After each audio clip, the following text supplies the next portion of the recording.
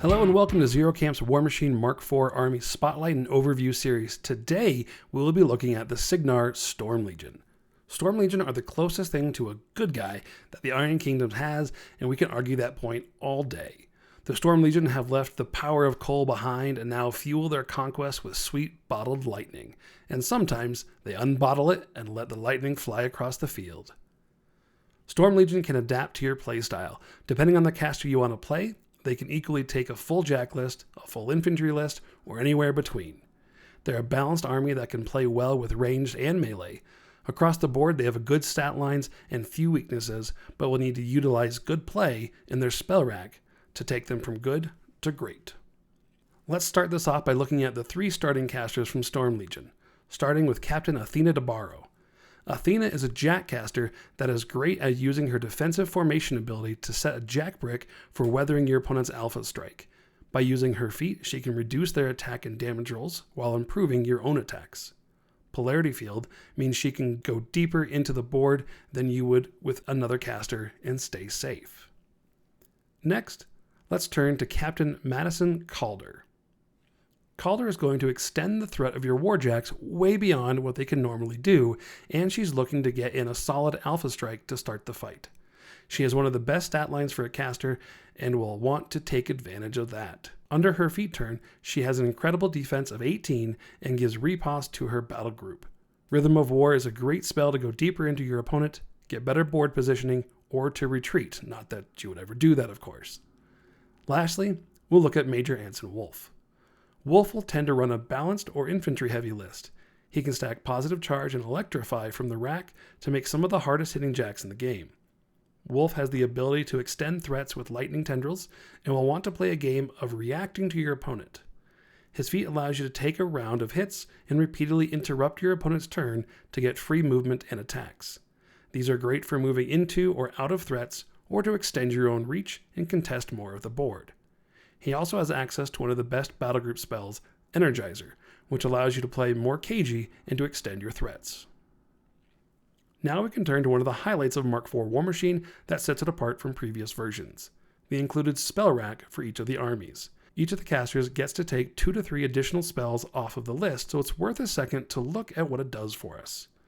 The common theme of the Storm Legion spell rack is balanced. Since you get to pick these spells after you know what your opponent is playing, you can use the rack to answer questions you may not otherwise be able to. Arcane Shield is the highest static armor buff spell in the game that can apply to a model or a whole unit. Chain Lightning is their basic offensive spell that also triggers D3 E-leaps. Deflection is a huge bubble of defensive boost against all ranged and magic attacks. Electrify is a great melee damage buff for a jack that also lets them bully models around. Force Hammer is another offensive spell that also slams models around the board. Jackhammer gives you a free out-of-activation melee attacks with your jacks. Lightning Pulse is a cheaper version of Chain Lightning with fewer E-leaps. Onslaught gives your jacks Pathfinder when they charge to get through rough terrain or over a wall. Snipe extends the range threats of whomever has it, and it works on a whole unit if needed. And Tactical Supremacy gives a model or unit Repo 3 to get an extra movement at the end of their activation. We've seen a few casters in the spell rack, now let's dive into what a starting 30-point list might look like using just the models from the starter box. Our scout caster in the starter box is Captain Athena. We'll tentatively rack Arcane Shield and Chain Lightning, but swap those out at the start of the game with whatever you might need. You're going to add in the 2 jacks to make our anvil. The Light Courser will get the Shield Guard head, Heavy Storm Thrower right arm, and Voltaic Punching Spike left arm. Our Striker will get the Relentless Charge head, Voltaic Halberd right arm, and Galvanic Shield left arm.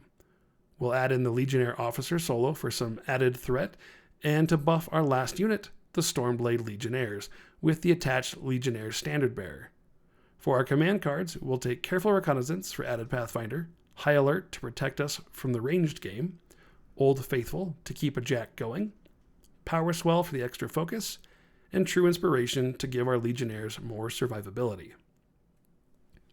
After learning the ropes, we can move on to a 50-point army that might look like this, still only using the starter box models.